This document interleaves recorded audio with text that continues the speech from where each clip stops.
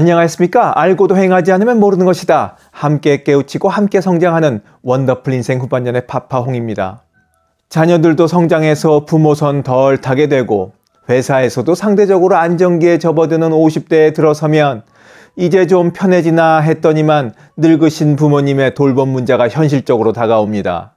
기대 수명 연장은 더 오래 살고픈 인생의 꿈을 이뤄가는 것이지만 동전의 앞뒷면처럼 노인 돌봄 문제가 발생하게 됩니다. 그래서 이젠 노인 돌봄은 누구나 거쳐야 할 통과 의례가 되었습니다. 특히 50대 무렵부터는 고령이 된 부모들을 돌보느라 퇴직을 선택하는 돌봄 퇴직이 최고점에 이르게 된다고 합니다. 우리나라에서는 이 돌봄 퇴직에 대한 조사가 없었기 때문에 정확히 말씀드리긴 어렵지만 이웃 일본만 하더라도 매년 10만 명씩 부모의 병수발을 위해서 중년층이 퇴직한다는 통계 결과가 있었습니다. 그래서 오늘은 늙고 병든 부모님을 간병하기 위해 퇴직하는 것만이 최선인지에 대해서 여러분들과 이야기 나눠보려고 합니다. 부모님이 오래오래 사시는 것은 축복입니다. 하지만 준비와 이해 부족으로 가정이 망가지는 것을 방지하고 싶으시다면 오늘 영상 끝까지 함께 해주시기 바랍니다. 감사합니다.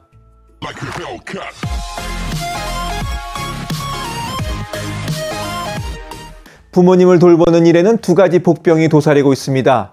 첫 번째는 일과 돌봄을 동시에 할 수 있느냐와 두 번째는 몸뿐만 아니라 정신적으로도 예상치 못한 큰 변화가 일어난다는 점입니다. 부모를 돌보는 과정에서 빠져나올 수 없을 것 같은 구덩이에서 허덕이고 괴로워하다 결국은 그로 인한 우울증을 겪기도 합니다. 내 부모를 위해 할 수 있는 것은 다 하겠다는 효심에서 하는 일이 오히려 자기 자신을 고통스럽게 올가매는 상황이 되는 것이죠. 부모 간병으로 하루하루 지쳐간다는 한 사연자의 짧은 글을 들어보시겠습니다. 연로하신 부모님을 모시고 있습니다. 부모님을 모시는 것이 당연한 일이라고 생각하지만 몇 년 전 어머니가 치매와 중풍 진단을 받으신 이후부터는 너무 힘이 듭니다. 간병을 위해서 아내는 직장을 그만두었고 부족한 병원비와 생활비는 적금을 깨서 메우고 있지만 언제까지 버틸 수 있을지 모르겠습니다. 갈수록 심해지는 어머니의 치매 증상으로 집안은 늘 난장판입니다. 입시를 준비하는 아이들에게 조용히 공부할 환경을 만들어주지 못해서 미안할 뿐입니다. 정말이지 어떻게 하면 좋을지 모르겠습니다. 사연은 여기서 끝이 납니다. 부모 간병 뒤에 숨어있는 가장 큰 복병이 이 힘들고 괴로운 간병 생활이 도대체 언제 끝날지 모른다는 겁니다. 일반적으로 돌봄 기간은 약 5년이라고 하는데 인생 100세 시대인 오늘날은 돌봄 기간이 계속 연장될 수 있음을 충분히 예측할 수 있습니다. 더구나 수입이 끊어진 상태가 10년 이상 지속되면 가정까지 함께 무너질 위험마저 생깁니다. 자신의 몸과 마음이 점점 메말라가는 것은 차치하고라도 자녀들의 생활과 배우자에게 심각한 영향을 미쳐서 정상적인 가정생활을 하지 못하게 될 때 우울증을 앓게 되고 애초에 효심은 사라지고 원망과 함께 몹쓸 생각까지 하게 된다는 점에서 기약 없는 간병은 가정은 물론이고 인간성마저 파괴하는 두려운 일이 아닐 수 없습니다.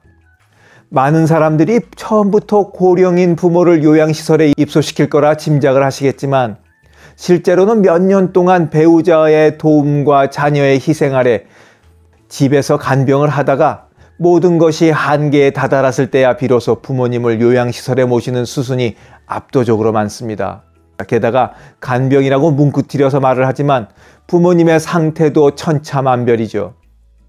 본인 스스로가 어느 정도 생활이 가능한 분이 있는 반면에 언제나 간병인의 도움이 필요한 분들도 계십니다. 우리나라 장기요양보험제도에서 구분하는 노인들의 그 상태도 치매 환자를 5등급으로 하고 일상생활에서 전적으로 다른 사람의 도움이 필요한 상태인 분을 1등급으로 이렇게 분류하고 있습니다. 자, 그럼 지금부터 전문가들이 조언하는 부모님 간병을 대처하는 방법에 대해서 하나하나 말씀드려 보도록 하겠습니다. 부모 간병 대처법 첫 번째, 간병을 위해 직장을 그만두지 마라. 가장 흔하게 하는 실수가 간병을 위해 생계활동을 멈추는 것입니다. 부모님을 잘 돌보겠다는 마음이야 갸륵하기 이를 데 없지만 앞서 말씀드린 것처럼 언제 끝날지도 모를 간병을 하기 위해 직장을 그만두는 것은 장고 끝에 악수를 두는 것과 다름없습니다. 더구나 우리 나이 때는 한 번 퇴직을 해버리면 재취업이 어려워진다는 점도 고려해야 하는 지점입니다. 50세에 조기 퇴직을 하고 10년 동안 부모님 간병을 한 후에 재취업을 한다고 생각해 보시자고요. 제 아무리 귀한 자격증을 갖고 있다고 해도 긴 공백으로 인해서 예전 자리로 돌아가기란 거의 불가능에 가깝습니다. 더구나 간병을 하면서 앞으로 돈이 얼마나 들어가게 될지도 모르고 또 생활비는 말할 것도 없고 자녀들에게 뭉칫돈이 들어가야 할 때도 있는데 직장을 그만두면 간병도 생활도 자녀 양육도 모든 면에서 후퇴하게 됩니다. 부모 간병 대처법 두 번째, 팀플레이를 하라. 간병을 위해 어느 누군가가 직장을 그만두는 것은 처음부터 그 한 명에게 모든 것을 떠맡기겠다는 것과 다름없습니다. 아주 그냥 한 사람에게 몰빵을 하는 거죠. 부모 간병은 가족 구성원과 형제 자매들 그리고 정부 기관과의 원팀을 구성하는 것이 정답입니다. 시부모가 편찮으신데 며느리가 직장을 그만두고 정작 아들은 뒤로 물러섭니다. 모시는 자식이 비용과 시간을 몰빵하고 나머지 형제자매들은 나 몰라라 합니다. 연락도 끊죠. 정부에서 부모 간병을 위해 어떤 지원과 혜택을 주는지 알아보지도 않고 그냥 혼자서 죽을 똥 살 똥 아둥바둥 하다가 제풀에 지쳐나가 떨어집니다. 이렇게 되면 가정에서도 형제자매들 간에 또 불화가 일어나게 되니까 결과적으로 부모님을 잘 모실래야 모실 수가 없는 상황이 되고 맙니다. 부모 간병 대처법 세 번째, 간병 노인 돌봄 제도를 잘 알아보라.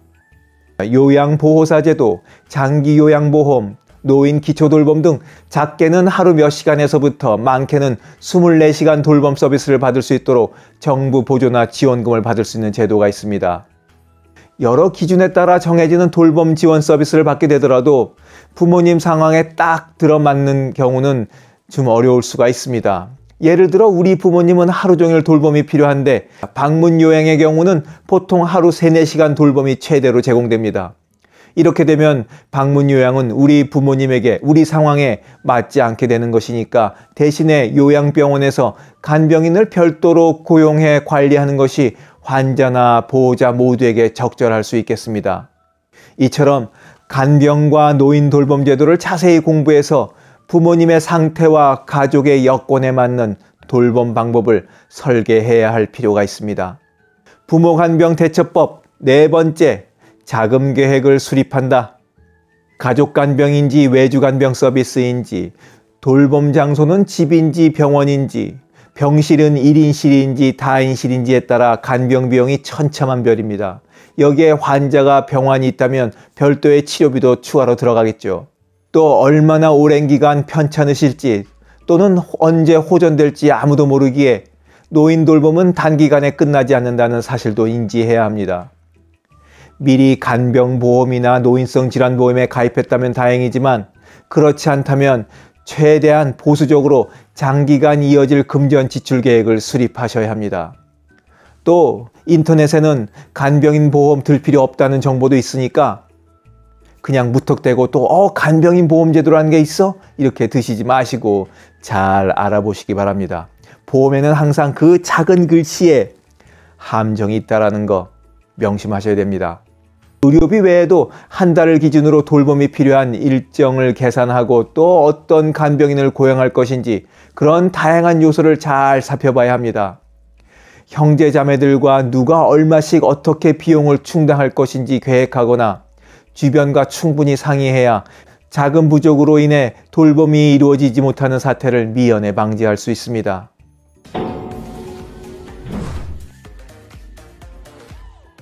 늙고 병든 부모님의 간병은 효심의 문제가 아니라 이제 시간과 그리고 돈과의 싸움이라는 것을 인식하셔야 합니다.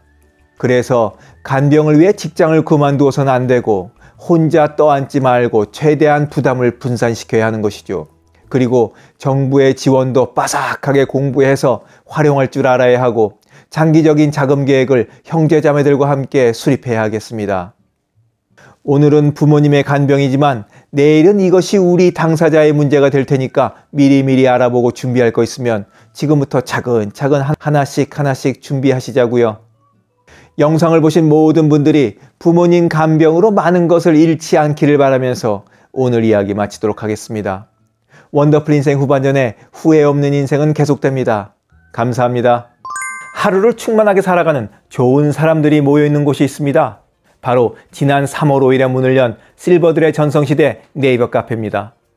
서로를 격려하고 응원해주는 넓은 마음과 나와 다른 생각을 지닌 사람까지 포용할 수 있는 열린 마음을 갖고 계시다면 실버들의 전성시대에 가입하시기 바랍니다. 댓글란 맨 위에 적어놓은 링크를 누르시면 가입할 수 있습니다. 아주 쉬워요.